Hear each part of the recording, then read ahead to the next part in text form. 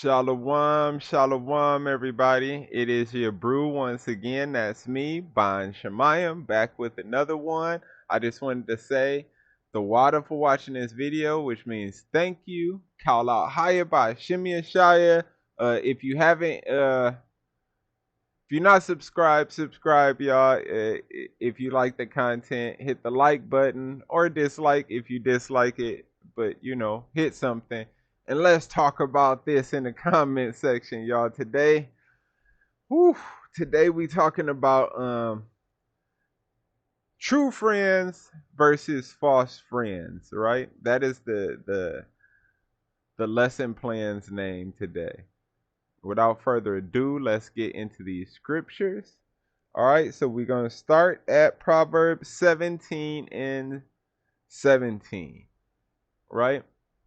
It says, a friend loveth at all times, right? A friend loveth at all times, and a brother is born for adversity, right? It says, a man void of understanding striketh his hands, and becometh surety, right? A thing exchanged, a pledged token, in the presence of his friend. Like like uh like surety, like a deal, like shaking a hand or something in the presence of his friend, right? So these is talk. A friend loveth at all times. So your friend should love you. You should love your friends at all times. And a brother is born for adversity. So you might have more beef with your brother than you have with your friend, right? A man void of understanding, striking hands, right? A man void, which means need, lacking, and want of understanding. Inner man, the mind, will, or heart, striking hands, uh, to thrust, clap, give a blow, blast, right? Hands, hollow or flat hand, palm, sole of the foot. So it's saying like the palm of the hand, like striking hands.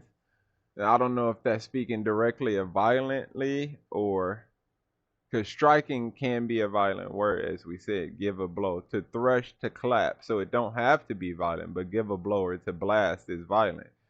And become surety, and this is where I would get that. Surety is a thing exchanged, a pledge or a token. Now we know that when you shake hands or agree on something or something like that, that is considered an agreement, right? In the presence of his friend. So let's get to the next scripture, which is Proverbs 18. We're going to start at 20. Let's see.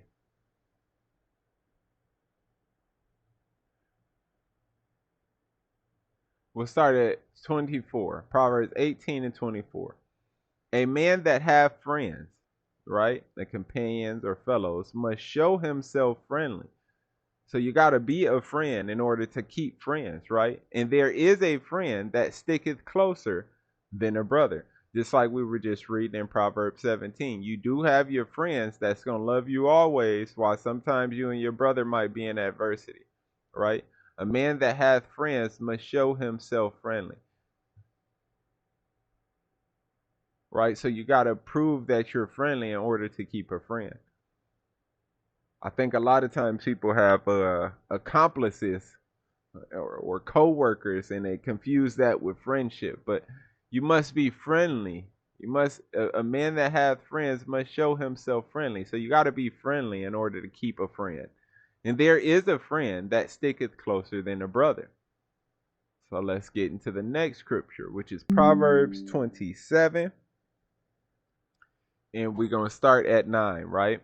Ointment and perfume rejoice the heart, so doeth the sweetness of a man's friend by hearty counsel, right? So ointment and perfumes rejoice the heart. So getting lotion on and smelling good makes you feel better about yourself, right? So doeth the sweetness of a man's friend by heartly counsel. So does your friend. Your friend uplifts you and makes you feel better. That's why I've been, talking to a lot of people through this back injury, because actually, if I'm not in the worst condition where I just absolutely don't feel like talking, when I'm feeling bad and it's not the absolute worst, talking to people can make you feel a little better about what you're going through. Like it takes your mind off of what you're going through, right? So it says, so doeth the sweetness of a man's friends by hearty counsel. So when you get in counsel or exchanging counsel with another brother, sometimes it take away the pain you're going through, right? It says, thine own friend and thy father's friend forsake not. So don't forsake your friends. Don't go bad on your friend. If your friends forsake you, it's probably not a friend, right? Neither go into thy brother's house in the day of thy calamity, right? For better is a neighbor that is near than a brother far off, right? So go to your friend or your cousin or somebody close to you instead of thinking, oh, I'm gonna go all the way to my brother's house and you got a friend next door. So it's pretty much saying lean on. This is what friends are. You should be able to lean on your friend. Your friend should be able to lean on you. Right? It says, "My son, be wise and make my heart glad, that I may answer him that reproacheth me.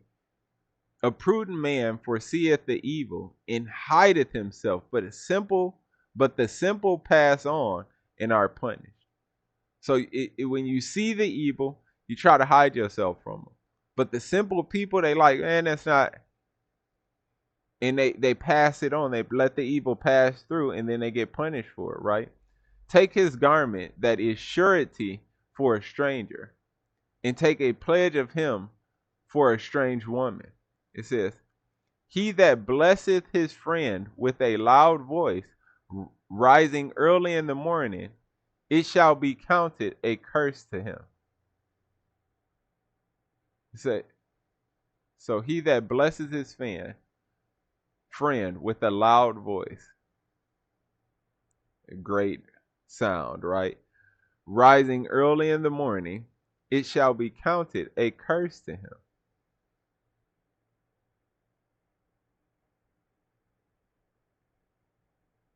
He that blesseth his friend, to kneel or to bless, with a loud voice, loud means great sound or voice, rising early, to start or rise early, so early in the morning, right? It shall be counted, right? Counted, to think or to account, a curse to him, right? So because you woke your friend up, he might consider that like you cursed him. You pulled him up out of something that he didn't want to get pulled up out of.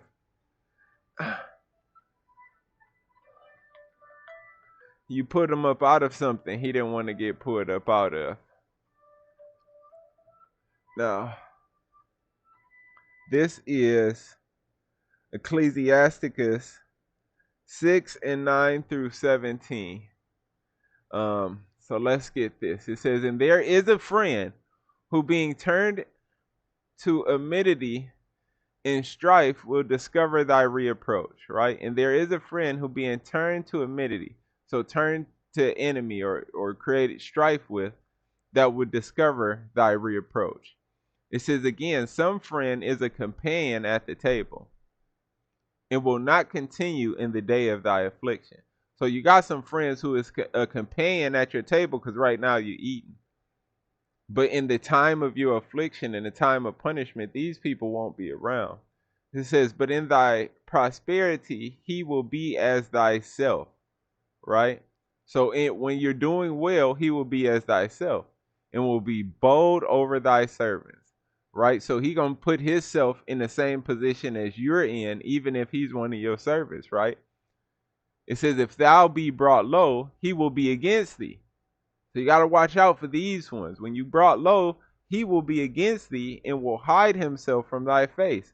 So he going to talk down about you and then hide. He not going to be at the table no more because everything is not good any longer.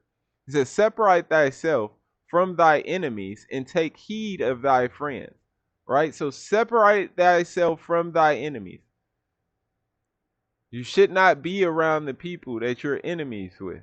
You got a natural born enemy, separate yourself. Don't go around them. You don't need to be around them. Remove yourself from the situation. right? And take heed of thy friends. Be careful of the people you call friends. You got to know about them in order to call them a friend. I had an uncle who told me this before. He said, man, if you hanging out with a thief, you can't be mad when the person steal from you because you knew he was stealing from everybody else. So you had to expect with him being a thief that one day he would steal from you. So take heed of thy friends, right? A faithful friend is a strong defense, and he that hath found such one hath found a treasure. So when you have a real friend, a real friendship is a treasure to us because that's a person who got your back. Y'all got each other back. If it's the end of the world, y'all about to link up and wait on the Lord. Y'all about to link up and wait together, share food together, protect each other, care about each other, right? A faithful friend is a strong defense. And he that hath found such one hath found a treasure. It says, nothing doeth countervail a faithful friend. Right? So nothing can nothing can make a countervail. Nothing can make a faithful friend bad. A faithful friend is a good friend. Right? It says nothing do countervail a faithful friend. So nothing can turn them away. Nothing can make this person bad to you because he's good to you. He's a friend. And his excellency is invaluable. You see, that good friend, the way he's a friend is invaluable. He or her, whoever your friends are, they're invaluable to them, right? It says a faithful friend is the medicine of life, right? So having a good friend is the medicine, is your medicine in life, right? And they that fear the Lord shall find him, right? So a faithful friend is the medicine of life. It brings joy, happiness, understanding. It's the medicine of life. And they that fear the Lord shall find him.